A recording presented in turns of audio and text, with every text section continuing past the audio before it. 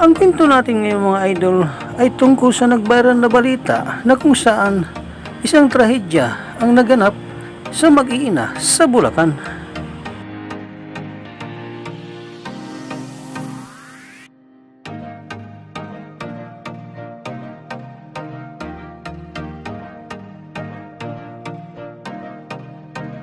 Noong May 15, 2025, araw at taon na hindi malilimutan ng buong pamilya ng mag-iina sa Bulacan.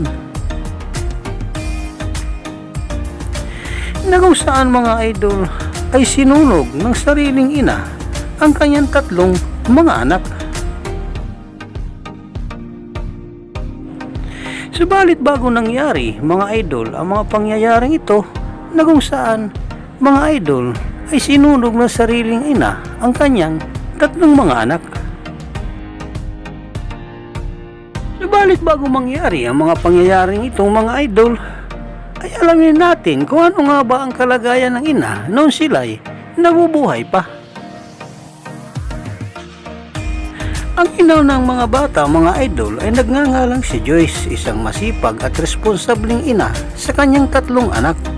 Si Joyce ay napag-alaman ko rin mga idol na isa pala itong vlogger at social influencer na ayon nga mga idol sa atin nakalap na impormasyon sa bawat journey ng mga bata ay ipinopost ito sa social media ng ina na si Joyce.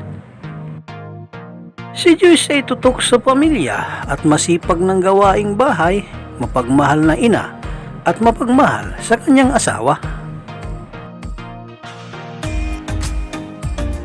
At katunayan nga nito mga idol, tuwing may okasyon patungkol sa asawa ay palagi niya ito binabati katulad na lamang sa Happy Father's Day. Kagaya na lamang sa kanyang pinost na ito kung saan binati niya ang kanyang asawa na Happy Father's Day. Sabi pa nga niya mga idol sa kanyang pinost, Happy Father's Day sa masipag at responsabling asawa at haligi ng aming tahanan. Salamat sa sakripisyo at pagmamahal mo sa amin, Daddy. We love you so much. Ang mensaheng ito mga idol ay nagpapatunay lamang kung gaano mapagmahal na asawa si Joyce sa kanyang asawang pulis. At ganun din mga idol sa kanyang mga anak. Noong una ay isa pa lamang ang kanilang anak. Hanggang naging dalawa at naging tatlo na nga mga idol ang kanilang anak. At marahil nga mga idol sa pangatlo niyang anak ay dito na umpisa ang kanyang depression na nararamdaman. At madalas mag-post noon ni Joyce sa social media, sinong mag-aakala ang totoo niyang nararamdaman at sino mag-iisip na siya ay may nararamdaman na depression. Natangi siya lamang mga idol ang nakakaalam. At dahil nga mga idol sa tindi na dumapo sa kanya na problema ay hindi niya ito nakayanan at hindi niya alam kung ano nga ba ang kanyang gagawin. Ang depression mga idol ay isang sakit na sumisira sa utak ng isang tao na kung minsan ay hindi nating alam kung ano nang ating ginagawa sa buhay.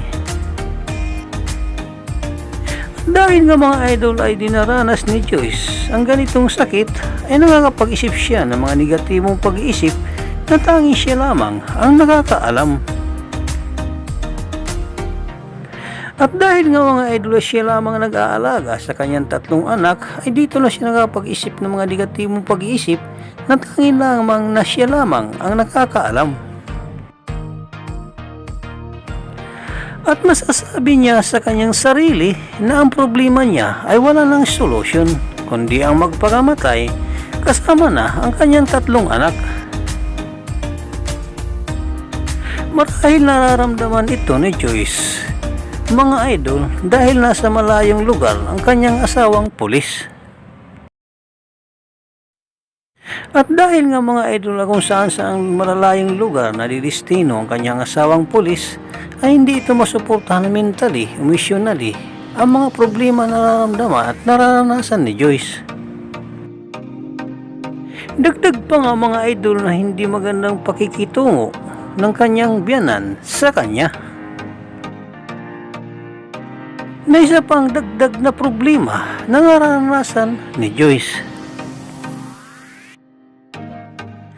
Lalo na mga idol na ang pakiramdam niya ay nag-iisa lamang siya at walang nakakaunawa sa kanyang nararamdaman. Ganito matake ang sakit na depression, mga idol. Sa akin mga idol, ang sitwasyon ni Joyce ay para sa akin ay napakahirap, lalo na siya lamang ang nag-aalaga sa tatlong niyang mga anak. At dagdag pa rito mga idol ang problema niya sa maliit na halaga na sustento na ibinibigay ng kanyang asawang pulis. Biruin ninyo mga idol ay 2.5 lamang ay binibigay niyang sustento sa kanyang pamilya sa buong isang linggo. Hindi ba't hindi ito kakasya sa mahal na mga bilihin sa ngayon? Baka sa gatas pa lang ay baka mga kulangin na ito idol sa buong isang linggo sa taas ng bilihin natin sa ngayon. Marami ang nagsasabi at nagtatanong kung bakit hindi na lang magtrabaho si Joyce kung nakukulangan ito sa binibigay ng kanyang asawang pulis. Marahil ang kasagutan dito mga idol ay sa maliliit pa ang kanyang mga anak at wala siyang maiwanan na matinong mag-aaruga sa kanyang tatlong mga anak. Total kung sasamuhin mga idol ay sapat naman sana ang kita ng kanyang asawang may ranggong korporal kung talagang gusto niyang magbigay ng tama sa kanyang pamilya. Hindi na sana problema ng kanyang asawa ang pira kung maayos sana ang kanyang pagbigay ng sustento sa kanyang pamilya na naging dagdag ito ng suliranin ni Joyce. Sa araw-araw na ginawa ng Diyos ay laging problema ni Joyce ang pinansyal na kanyang kailangang gagastusin para maasaayos ang pangangailangan ng kanyang pamilya dahil kulang na kulang ito na binibigay ng kanyang asawang pulis. Subalit hindi lamang ibig sabihin mga idol na kapag ikaw ay irresponsableng ama ay pinansyal lamang ang iyong ibibigay sa kanila. Bilang isang haligi ng tahanan na hindi lamang pinansyal ang kanilang kailangan dahil higit sa lahat ay kailangan din nila ang totoong pagmamahal, emosyonal at sariling pag-uunawa sa mga problemang dumarating sa inyong pamilya upang hindi sila mag-isip ng mga negatibo para sa iyo. Ito ang sinayang mga idol ng isang pulis na ama ng kanyang tatlong anak na kung saan ang kanyang asawa naman ay maganda at mga cute pa ang kanyang mga anak. Na kung saan mga idol ay nawala lamang sa isang idlap. Mahirap man unawain mga idol ang ginawa ni Joyce, subalit naiintindihan ito, nauunawaan mga idol ng mga nakakaranas ng depression. Sana mga idol na maging aral ito sa inyo o sa ating lahat na huwag nating ituloy na ang ating mga binabalak na hindi naman maganda. At sana upang maiwasan ang lahat na ito ay huwag makalimot sa ating Panginoong Diyos kung sakali tayo dumaranas ng mga mabibigat na problema. Na laging tumawag sa Kanya at isigaw ang lahat nating mga problema dahil pakikinggan ito dahil siya lamang ang tunay nating matatawagan sa oras ng ating kagipitan. Na kung saan mga idol ito ay tanging Panginoon lamang ang nakakarinig sa lahat ng ating mga kahilingan o mga dinudulog na mabibigat na problema. Dahil siya lamang ang ating sandigan sa lahat na problema na dumarating sa ating buhay. Ang depression mga idol ay hindi biro na kapag ito'y dumapo sa katulad ni Joyce na nagdagdag sa kanyang problema bilang isang ina. Kung kaya sana sa lahat ng mga magulang, sa lahat ng mga asawa, mama o papa ay maging responsable sana tayo sa ating pamilya o asawa. Upang hindi na humangtong sa ganitong mga pangyayari. At sana pakinggan natin ang kanilang mga problema at hanggang maaari nga mga idol ay damayan natin sila sa physically, emotionally, mentally at lalo na sa financial na kanilang pangangailangan. At higit sa lahat mga idol ay ang ating spiritual na pananampalataya sa ating buong may kapal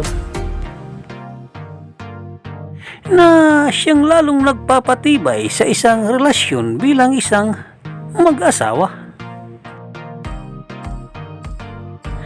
at lalong magpapatibay ng bigkis ng pagsasamahan ng isang masayang pamilya. Ang aral sa bidyong ito mga idol ay maging responsabling magulang, maging responsabling ama, lalo na sa kanyang asawa at sa kanyang mga anak. Huwag unahin ng ibang tao o ang ibang bagay. Pagkus unahin natin ang ating pamilya para masolusyonan agad ang ganitong mga problema. Na siya nating makakasama sa hirap at ginhawa habang tayo'y nabubuhay pa dito sa ibabaw ng mundo. Pamilya na ating makaramay at malalapitan kahit anong oras nating kailangan. Sana mga idol ay mayroon tayong napulot na magandang gintong aral sa bidyong ito. At sana palagi nating tatandaan na kapag tayo may suliranin o problema, tanging Panginoon o Diyos lamang ang ating malalapitan at masasandalan. Sa Kanya tayo tumawag at sa Kanya nating ibigay ang lahat nating mga problemang mabibigat dahil siya lamang ang tunay na dadamay sa ating mga problemang sa ganitong sitwasyon. Tumawag at sa Kanya tayo humingi ng patnubay at gabay at nawa ay patawarin tayo sa lahat ng ating mga pagkakamali o mga kasalanan na ating nagawa dito sa ibabaw ng mundo. Lahat ng papuri at pasasalamat ay tanging sa Diyos lamang. Sa pangalan ni Jesus. Amen. Hanggang dito na lang po ang ating video. Maraming salamat po sa inyong panunod, walang sawang suporta. Ikaw idol, anong masasabi mo sa bidyong ito?